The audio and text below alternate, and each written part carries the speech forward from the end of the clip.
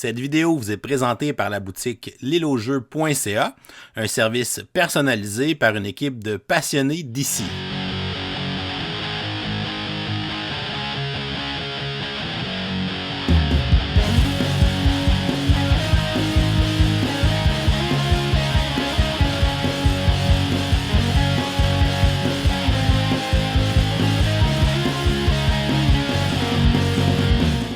Salut les gamers, bienvenue à Professeur Board Game, j'appelle David. Aujourd'hui à Board Game 101, je vous présente le jeu Agent Avenue. C'est un jeu qui a été édité en 2024 par Nerdlist Games et qui a été traduit en français par Yellow. Le jeu est distribué au Québec par Elo Games. On va d'ailleurs les remercier de nous avoir envoyé cette copie du jeu qu'on puisse l'essayer pour vous le présenter. C'est un jeu d'un couple d'auteurs, il s'agit de Christian et Laura Kudal.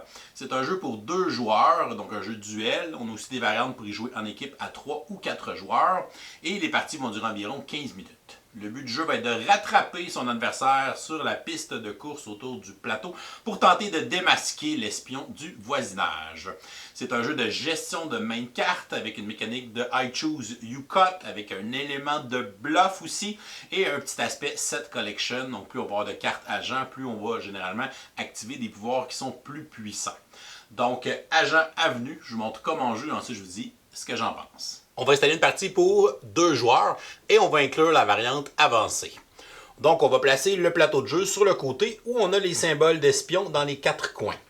On va mélanger les cartes agents pour former une pioche et les joueurs vont commencer avec 4 cartes agents dans leur main de départ. Les joueurs auront chacun leur pion espion et vont aller le placer sur leur case maison à leur couleur sur le plateau principal. On va mélanger les cartes marché noir pour former une pioche et on va révéler les 3 premières cartes pour former un marché. On peut donner une carte aide de jeu à chacun des joueurs et on va déterminer un premier joueur qui est le dernier qui a vu un film d'espionnage. Une partie de Agent Avenue se joue à tour de rôle.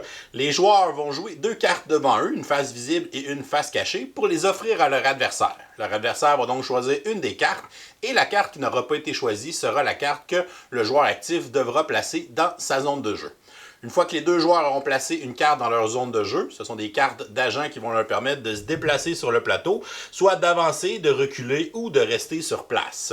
Le but du jeu sera d'essayer de rattraper son adversaire sur le plateau en tournant autour de la piste en sens horaire. Si on réussit à atteindre la case de notre adversaire ou de le dépasser, on va immédiatement remporter la partie. Un tour de jeu se sépare en 3 phases. La première est la phase jouer. Donc le joueur actif, disons que c'est le joueur vert qui est premier joueur, il devra jouer 2 cartes de sa main dans sa zone de jeu pour les offrir à son adversaire. Pour constituer son offre de cartes, le joueur doit jouer 2 cartes différentes, à moins que les 4 cartes agents qu'il ait dans sa main soient 4 cartes identiques. Alors là, il aurait le droit de jouer 2 cartes identiques dans son offre. Il peut aussi, de façon optionnelle, défausser des cartes de sa main pour pouvoir piocher des nouvelles cartes de la pioche pour pouvoir remplacer les cartes défaussées. Par contre, cette action optionnelle peut être faite un maximum de 4 fois pendant la partie au complet. Une fois qu'il a choisi les 2 cartes qu'il veut placer dans son offre, il va en placer une des 2 faces cachées et la deuxième face visible. Donc les 2 cartes ici vont constituer l'offre du joueur vert. Après avoir placé ces 2 cartes dans son offre, le joueur va piocher immédiatement 2 nouvelles cartes pour remonter sa main à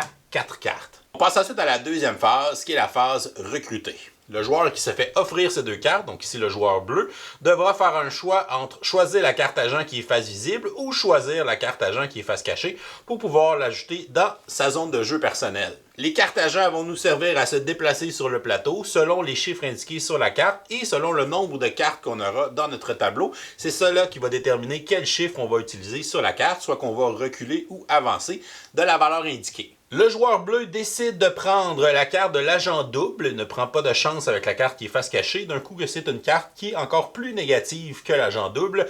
Il va donc prendre la carte de l'agent double et va la placer dans sa zone de jeu. Le joueur actif, lui, va prendre la carte restante et la placer dans sa zone de jeu, que ce soit la carte visible ou la carte cachée. Dans ce cas-ci, c'est la carte face cachée, donc il va la retourner face visible et il va la placer dans sa zone de jeu. Ensuite, les 2 joueurs vont effectuer leur déplacement en simultané.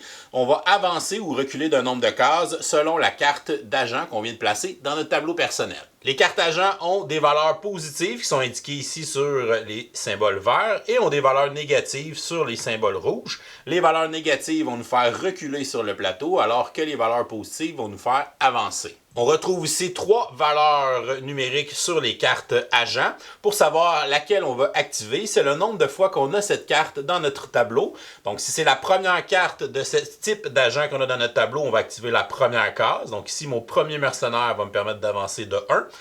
Plus tard dans la partie, quand je vais jouer mon deuxième mercenaire, je vais pouvoir avancer de 2 à la place. Et à partir du troisième mercenaire et plus, je vais toujours activer le troisième symbole. Donc ici, les mercenaires me permettraient d'avancer de 3 cases. Alors que l'agent double, le premier qu'on a dans notre zone, va nous faire reculer de 1. La deuxième fois qu'on va jouer un agent double, on va avancer de 6. Et les autres agents doubles qu'on va jouer pour le reste de la partie vont nous faire reculer d'une case. Donc le joueur vert, lui, va avancer d'une case sur le plateau, alors que le joueur bleu, lui, va reculer d'une case. Une fois les déplacements terminés, on va passer à la troisième phase, qui est la phase fin de tour. Et c'est là qu'on va simplement vérifier si un des joueurs a atteint une condition de victoire ou de défaite. Comme ce n'est pas le cas présentement, on va tout simplement passer au tour du joueur suivant. Le joueur bleu va donc constituer son offre. Il va aller placer la carte qui est ici face cachée et va placer la carte qui est ici face visible. Il va ensuite piocher des nouvelles cartes pour remplir sa main à 4 cartes. Le joueur vert doit donc choisir une des cartes dans l'offre du joueur bleu. Il va décider de prendre la carte cachée et va l'acheter dans sa zone de jeu. Oh, c'était la carte de la taupe. Et le joueur actif va garder la carte qui n'a pas été choisie. Donc les deux joueurs vont reculer. Le joueur vert va reculer de 3 cases. Il va arriver sur la case ici d'espion. Et le joueur bleu, lui, va reculer d'une case qui va lui aussi arriver sur une case espion. Lorsqu'un joueur arrive sur une case espion, il va aller recruter une des 3 cartes marché noir au marché. Il y a 3 types de cartes. On a premièrement des cartes avec un éclair qui sont des effets instantanés qui vont s'appliquer immédiatement lorsqu'on va choisir cette carte et par la suite, on va tout simplement la défausser. On a les cartes avec le symbole d'infini qui sont des pouvoirs passifs qu'on va placer dans notre zone de jeu et qui vont nous donner une habileté pour le reste de la partie. Et finalement, on a certaines cartes avec des pouvoirs passifs qui vont nous donner une nouvelle façon de gagner la partie.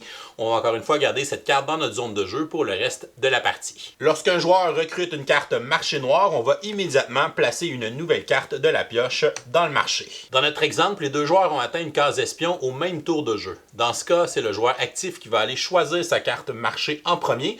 Ensuite, on va rafraîchir le marché et le deuxième joueur pourra quant à lui choisir sa carte marché. Et on va par la suite retourner une carte pour avoir 3 cartes dans le marché. Et on va continuer à enchaîner les tours de jeu jusqu'à temps que dans la phase 3 de fin de tour, on réussisse à atteindre une des conditions de victoire ou de défaite du jeu. Par exemple, si le joueur bleu joue une autre carte risque tout et que le joueur vert, lui, a un saboteur, le joueur vert recule et le joueur bleu, lui, va avancer de 3 cases. Il va ainsi dépasser le joueur vert. Donc la première condition de victoire est de rattraper ou de dépasser notre adversaire, ce qui va nous donner automatiquement la victoire. Deuxièmement, si un joueur réussit à avoir 3 cryptologues, le troisième va le faire gagner automatiquement.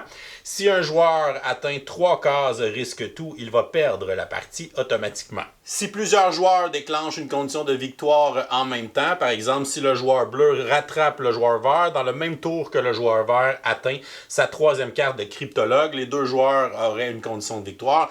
À ce moment-là, c'est le joueur actif qui va départager l'égalité. Et finalement, si à la fin de notre tour de jeu, notre adversaire a moins de 2 cartes, cela veut dire qu'il ne peut plus jouer, ce qui va déclencher la fin de la partie. Et à ce moment-là, c'est le joueur qui est le plus près de son adversaire qui va gagner la partie. Si jamais il y a une égalité à ce moment-là, c'est encore une fois le joueur actif qui va départager l'égalité. Et voilà, c'est comme ça qu'on joue à Agent Avenue. Je vous reviens avec mon opinion personnelle. Qu'est-ce que je pense de Agent Avenue? On va regarder les côtés positifs. Premièrement, j'adore les illustrations sur les cartes. Donc, cette espèce de petit univers-là de voisinage avec des animaux très bien illustrés. Donc, vraiment une bonne job pour l'artiste derrière tout ça. On a aussi des beaux gros meeples pour les deux pions joueurs là, qui sont sur le plateau, qui sont super le fun, qui sont gros aussi, faciles à manipuler. Le plateau, les cases, c'est assez grand, tout ça. Tout ça dans un petit format compact qu'on peut traîner un peu partout aussi puis qui ne prend pas grand place non plus à déployer. Un jeu avec des règles hyper simples, donc ça s'apprend très rapidement. Les cartes sont bien aussi iconographiées, donc les symboles avec les chiffres, les valeurs positives, les valeurs négatives, on comprend rapidement le principe d'avancer, de reculer, d'essayer de rattraper l'autre sur la piste. On a aussi la variante avancée que honnêtement je vous dirais de la mettre dès vos premières parties, là, qui est d'ajouter des cartes marché noir qui sont quand même le fun parce que c'est des cartes qui peuvent te donner un pouvoir instantané, qui peuvent te donner aussi un pouvoir passif, une condition de victoire alternative, fait que ça met un petit peu de piquant. Puis ça donne aussi des options aux joueurs. Des fois on est un peu pris avec les cartes qu'on a. Oui, on peut défausser des cartes pour en piocher d'autres, mais ça donne des fois d'autres incitatif à vouloir terminer sur une case d'espion ou des fois de vouloir une carte négative pour toi parce que si tu recules de 1, tu tombes justement sur une carte qui va te donner un avantage à aller chercher une carte au marché noir. Fait que ça ajoute un petit élément de stratégie qui est intéressant selon moi puis que le jeu n'a pas besoin de se passer de ces cartes-là. Donc allez-y dès votre première partie là, à inclure les cartes marché noir. C'est un jeu vraiment rapide. Honnêtement, j'ai eu des parties qui ont duré littéralement 5 minutes, des fois 10 minutes. C'est le genre de jeu que tu vas faire soit un 2 de 3 ou un 3 de 5 justement parce que les parties se jouent tellement rapidement. Puis pour déterminer un gagnant, c'est plus le fun dans ce sens-là de procéder comme chaque partie étant une manche pour savoir qui va l'emporter. On a aussi une variante pour y jouer à 3 à 4. C'est une variante en fait en équipe. Si on joue à 3, ben, il y en a 2 qui sont en équipe contre un qui est tout seul. Si on joue à 4, c'est en équipe 2 contre 2. La dynamique en équipe, c'est qu'un joueur va jouer une des deux cartes. Exemple, je vais jouer la carte visible ou la carte cachée dans l'offre. Puis mon coéquipier va jouer la deuxième carte que j'ai pas jouée. Fait que si je joue la carte visible, lui va jouer la carte cachée ou vice-versa. Mais on n'a pas le droit de se parler, donc c'est là un peu la dynamique qui va être différente. J'ai pas eu l'occasion de l'essayer en équipe malheureusement, mais j'imagine que ça fonctionne quand même bien. Et le mordant du jeu, c'est la dynamique de bluff et de déduction sociale. Donc le fait que tu fais une offre de 2 cartes à ton adversaire, une visible, une cachée, et là lui va devoir choisir de prendre soit celle qui connaît l'information ou de prendre un risque, une chance en prenant la carte que tu as cachée.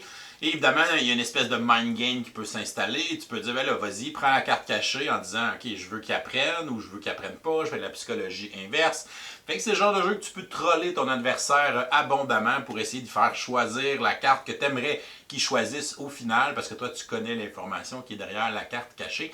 Fait que c'est cette dynamique-là, je pense qu'il faut vraiment embarquer dans le jeu à fond si on veut avoir le plus de plaisir possible avec ce petit jeu-là. Fait que cet élément-là pour les gens qui vont aimer vraiment troller leur adversaire puis de rire un peu du choix qu'on lui offre, de dire ok là, tu vois, là, c'est quand même une bonne carte que j'ai mis visible, mais hey, celle qui est cachée est encore meilleure.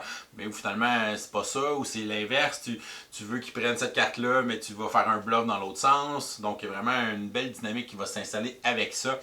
Fait que si vous aimez ce genre de dynamique-là, ben, je pense que vous allez apprécier ça dans Agent Avenue. Puis à l'inverse, c'est sûr que si on tombe dans les côtés négatifs, si la déduction sociale, c'est pas quelque chose qui vous intéresse dans un jeu, puis que vous jouez froidement vos 2 cartes, puis vous laissez l'autre choisir sans essayer d'influencer ou de bullshiter ou de parler, je pense que le jeu va devenir froid, puis on va perdre quand même de la saveur.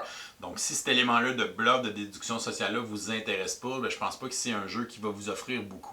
Le thème visuel est le fun, mais ça reste un jeu plaqué, donc un thème très plaqué parce qu'au final, c'est vraiment un jeu abstrait.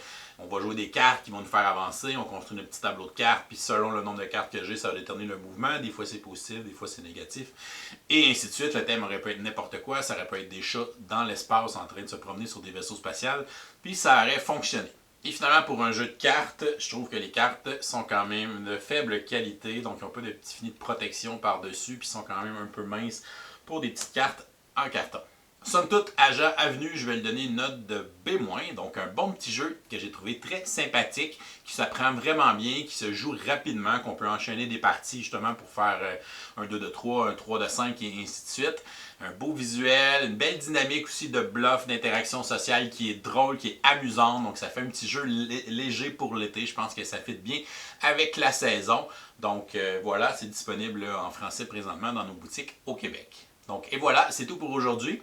Si jamais vous n'êtes pas encore abonné à la chaîne, vous pouvez le faire en cliquant le petit bonhomme ici en bas de l'écran. Sinon, vous pouvez nous suivre sur Facebook, Instagram à Professeur Board Game. Et si vous aimez les vidéos ou les podcasts qu'on fait, vous pouvez nous encourager sur notre page Patreon qui vous donne aussi accès à notre serveur Discord. Je vous souhaite à tous une excellente fin de journée et continuez de gamer.